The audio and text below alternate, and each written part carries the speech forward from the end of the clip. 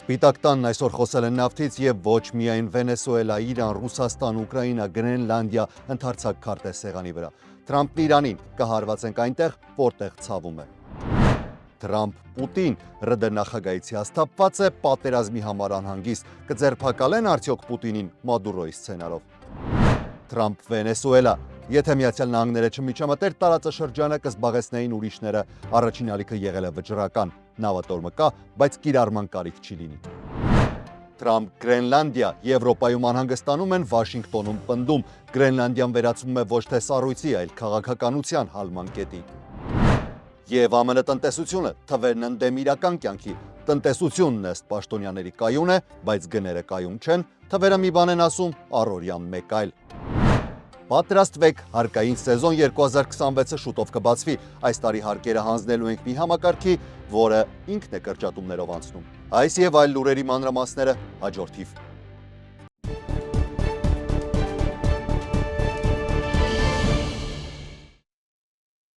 Ողջույն բոլորին, USR Media YouTube-ն ալիքում ԱՄՆ գլխավոր լուրերն են։ Այսօր նախագահ Դոնալդ Թրամփը Սպիտակ տանն ընդունել է նավթագազային ոլորտի ղեկավարներին։ Գլխավոր թեման վենեսուելական նավթն է եղել, բայց գրեթե 2 ժամ տևած միջոցառման ընթացքում հնչել են հարց ու պատասխան լրագրողների հետ, որից առանցքային եւ կարևոր հատվածներն էլ առանձնացրել եմ այս թողարկման համար։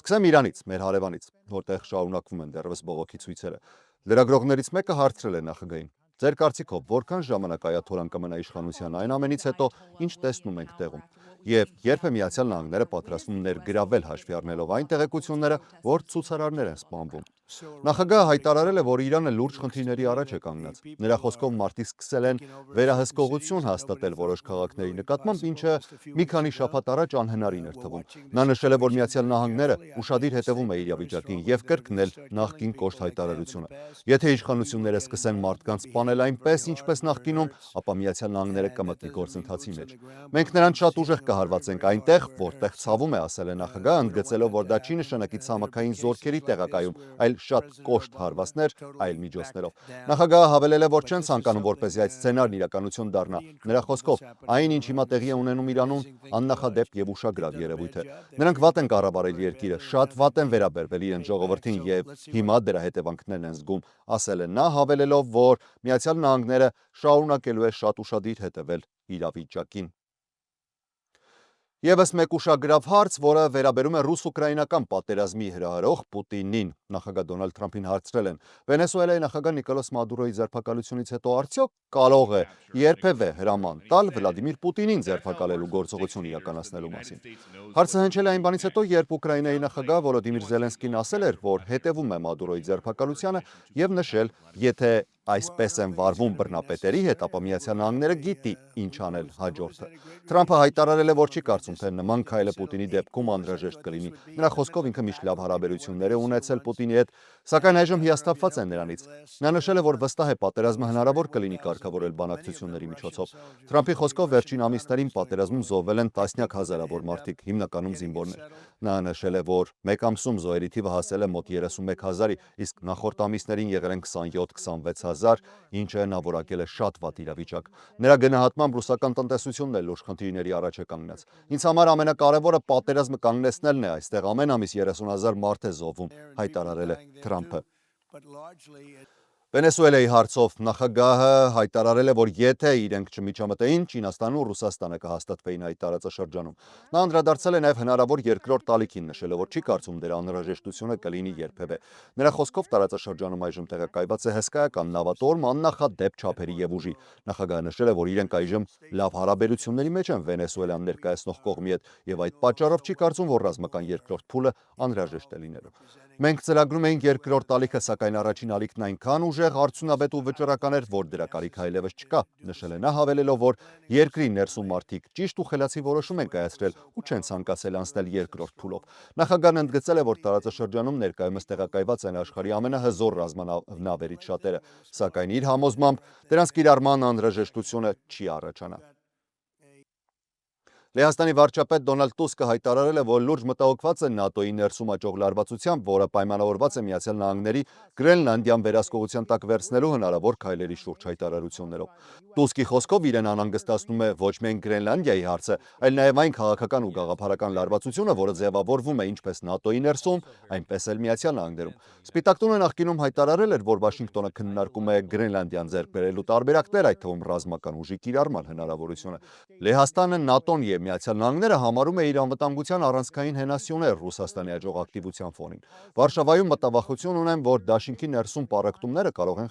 խրախուսել Մոսկվային։ Եթե Միացյալ Նահանգները ռազմական ճանապարհով փորձի վերահսկողություն հաստատել Գրենլանդիայի նկատմամբ, այն վերցնելով Դանիայից, որը ՆԱՏՕ-ի երկարամյա դաշնակից է, դա կարող է լուրջ ցնցում առաջացնել դաշինքում և խորացնել տարաձայնությունները նախագահ Դոնալդ Թրամփի և եվրոպացի առաջնորդների միջև։ Միևնույն ժամանակ Իտալիայի վարչապետ Ջորջիա Մելոնին ասել է, որ չի կարծում, թե Միացյալ Նահանգները կդիմի ռազմական գործողության Գրենլանդիան վերահսկելու համար։ Նրա խոսքով նման քայլից չի շահի ոչ ոք, այդ թվում հենց Միացյալ Նահանգները։ Մելոնին ընդգծել է, որ Արկտիկայում ՆԱՏՕ-ի ներկայության ուժեղացումը կարող է մեղմել Միացյալ Նահանգների մտահոգությունները տարածաշրջանում մրցակից պետությունների ազդեցության աճի վերաբերյալ և նվազեցնել Վաշինգտոնի միակողմանի քայլերի անհրաժեշտությունը։ Միացյալ Նահանգների պետդեպարտամենտն էլ հայտնել է, որ պետքարտուղար Մարկո Ռուբիոն հեռախոսազրույց է ունեցել ՆԱՏՕ-ի գլխավոր քարտուղար Մարկ Ռյուտեի հետ, քննարկելով Արկտիկայի անվտանգության կարևորությունը դաշինքի բոլոր անդամների համար։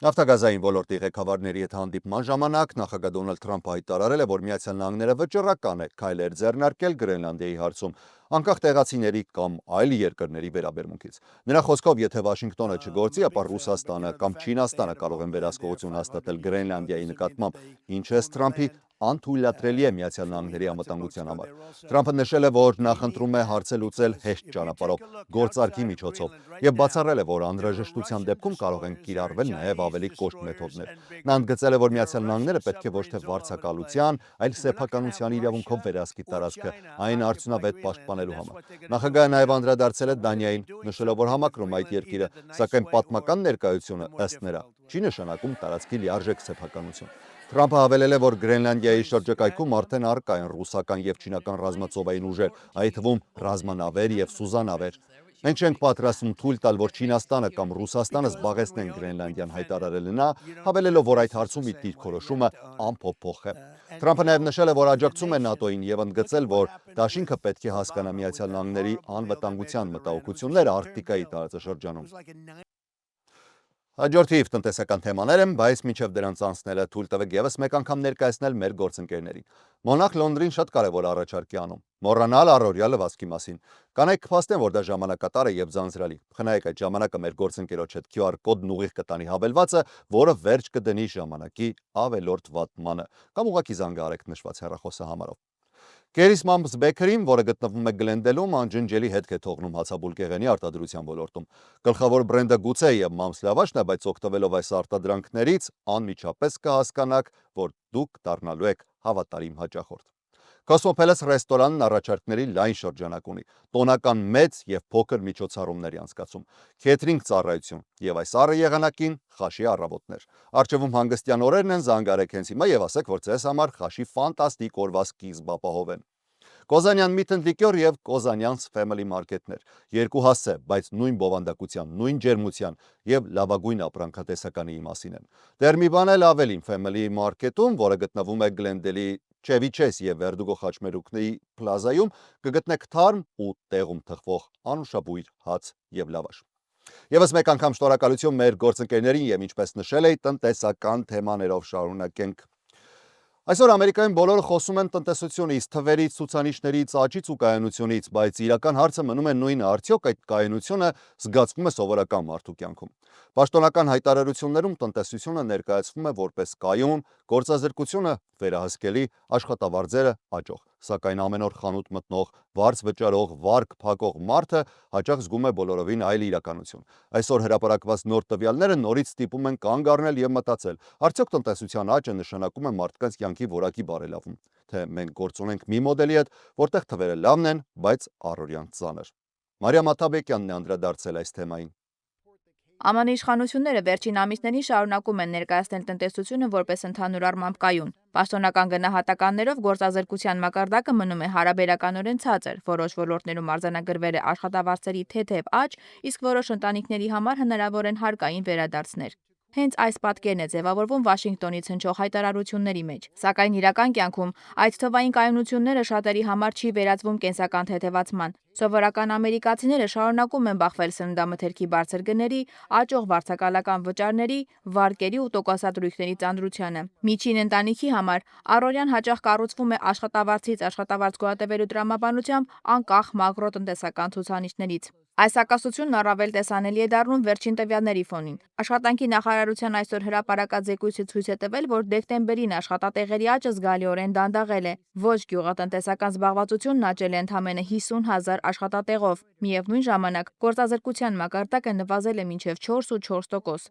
Առաջին հայացքից սա կարող է ընկալվել որպես աշխատաշուկայի կայունության նշան, սակայն տնտեսագետները զգուշացնում են, գործազրկության նվազումը պարտադիր չէ, որ առողջ աճի ցուցանիշ լինի, երբ նոր աշխատատեղերի ստեղծումը գրեթե կանգ է առնում։ Տնտեսագետներն աշխատատեղերի թույլ աճը կապում են նախագահ Դոնալդ Թրամփի կոշտ առևտրային եւ ներգաղթի քաղաքականությունների հետ։ Նրանց գնահատմամբ այդ քաղաքականությունները միաժամանակ նվազեցրել են ինչպես աշխատուժի պահանջարկը, այնպես էլ առաջարկը։ Արդյունքում աշխատաշուկան չի ընդլայնվում, այլ աստիճանաբար սառչում է։ Աշխատատեղերի կրճատումները հիմնականում գրանցվել են շինարարության, մանրածախ առևտրի եւ արտադրության ոլորտներում։ Գործարանային աշխատատեղերի կորուստը մասնագետները կապում են մաքսատուրքերի բարձրացման հետ, որոնք ավելացրել են արտադրական ծախսերը եւ նվազեցրել մրցունակությունը։ Չնայած այս քննադատություններին Դոնալդ Թրամփը պաշտպանել է մաքսատուրքերը հայտարարելով, որ դրանք անհրաժեշտ են ամերիկյան արտադրությունը վերակենդանացնելու համար։ Նրա խոսքով կարճաժամկետ ցավը արդարացված է երկարաժամկետ արդյունքների համար։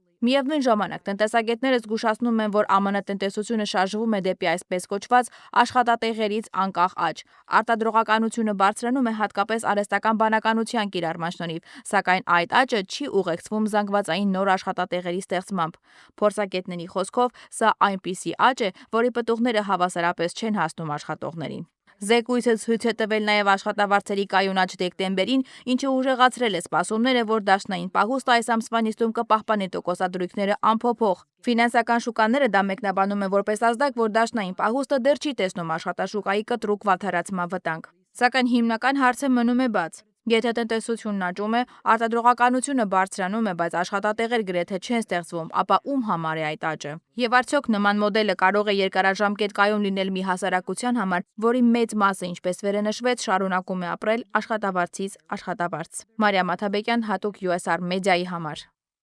Հունվարի 26-ը 2026 թվականի հարկային հայտարարագրերի ընդունման սեզոնի պաշտոնական մեկնարկի օրն է։ Վերջնաժամկետը ապրիլի 15-ը։ Հարկային փորձագետներ, այդ թվում IRS-ի անկախ վերահսկիչ կառույցը զգուշացրել են, որ այս տարվա հարկային սեզոնը կարող է բարդանալ պայմանավորված տասնյակ հազարավոր հարկահավաք աշխատակիցների կրճատմամբ։ Նրանք լքել են գործակալությունը ծրագրված կրճատումների եւ փոխհատուցման հեռացումների արդյունքում, որոնք իրականացվել են Իլոն Մասկի ղեկավարած կառավարության արդյունավետության վարչության նախաձեռնությամբ։ IRS-ը նաև պատասխանատու է լինելու հանրապետականների արկային եւ բյուջետային խոշոր փաթեթի առանցքային դրույթների իրականացման համար, որը օրենքի ուժ ստացավ նախորդ ամռանը։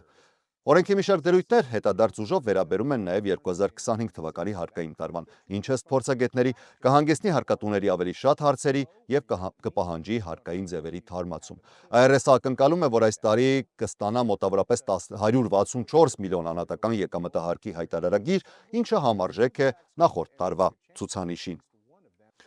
Այսօրվա համար նախատեսել էինք այսքանը, ես Հարություն Մինասյանն եմ, շնորհակալ եմ ուշադրության համար, առողջ եղեք։